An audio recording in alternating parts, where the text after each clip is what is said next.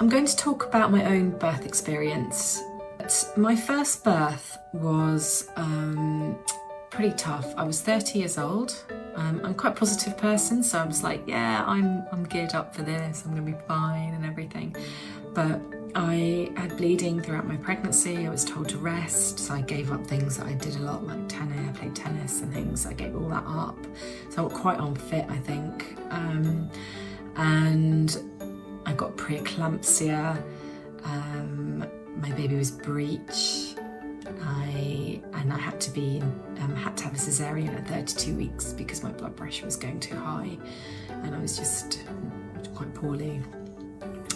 So I had my first baby on Christmas Day by cesarean. I had a salad for lunch because the kitchens were closed.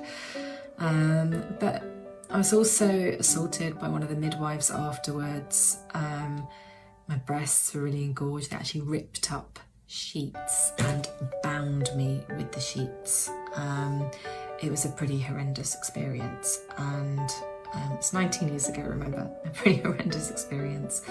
And I had postnatal depression, anxiety, and then I got pregnant very quickly with my second, much quicker than I expected.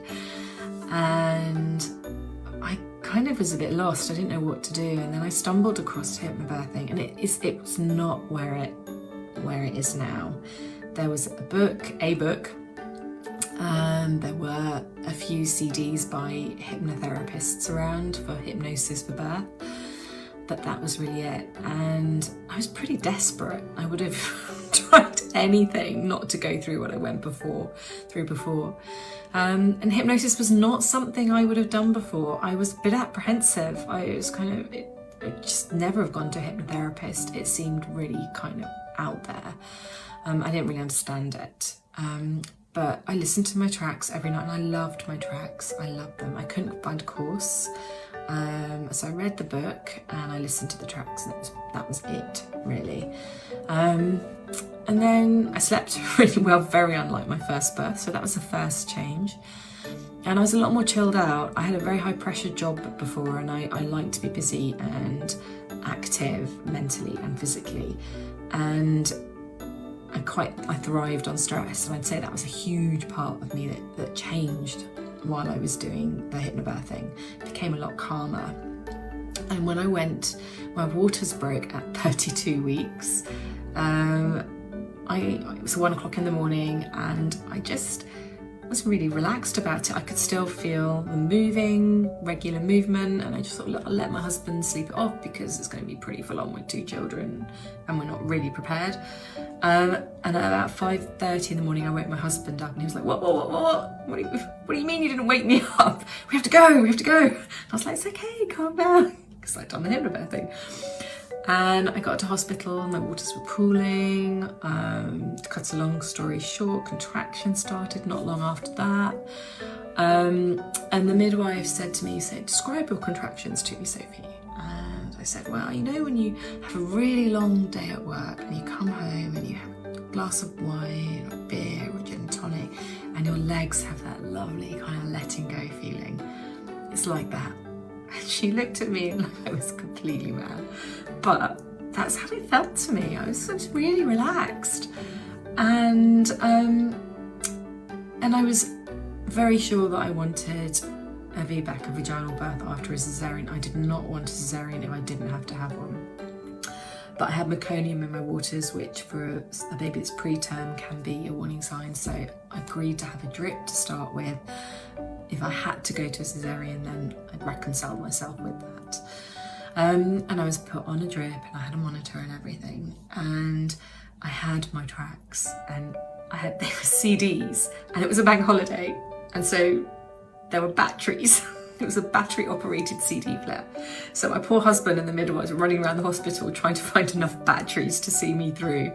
Because every time I had my headphones in and my hypnosis, I was really managing beautifully. But every time it stopped and the headphones came out, I found it harder. And you must remember that this is pre any of the stuff that I've learned now about hypnosis. So all I had were the tracks. I hadn't done a class, I hadn't done all the other stuff.